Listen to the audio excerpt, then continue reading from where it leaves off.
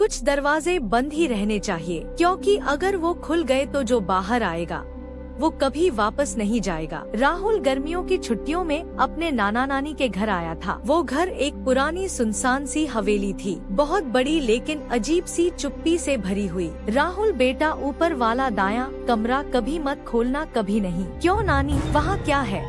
कुछ ऐसा जिसे हमने बहुत सालों से बंद कर रखा है, लेकिन वो चीज खुद को बंद नहीं रखना चाहती। रात को हवेली में अजीब अजीब आवाजें आने लगती थी। सीढ़ियों पर किसी के चलने की आहट, पुराना पंखा अपने आप घूमता, लेकिन वहाँ कोई नहीं होता। एक रात राहुल से रहा नहीं गया। उसने टॉर्च उठाई और चुपचाप उस कमरे की ओर बढ़ गया। कमरे में घुसते ही राहुल को लगा जैसे वक्त थम गया हो। अंदर था एक पुराना पालना, टूटी हुई गुड़िया और दीवार पर अजीब तस्वीरें। अचानक दरवाजा जोर से बंद हो गया, टॉर्च बंद हो गई, अंधेरा छा गया और फिर पालना अपने आप हिलने लगा। तुम मेरे खिलौने क्यों छू रहे हो? राहुल ने पीछे मुड़कर देखा। एक छोटी सी परछाई उसके पीछे खड़ी थी। उसकी आंखें काली थी और चेहरा बिल्कुल सफेद। सुबह नानी ने दरवाजा खोला। राहुल जमीन पर बेहोश पड़ा था। राहुल बेटा उठो, वो लड़की अब मेरे साथ है और वो कभी नहीं जाएगी। उस दिन के बाद राहुल कभी पहले जैसा नहीं रहा।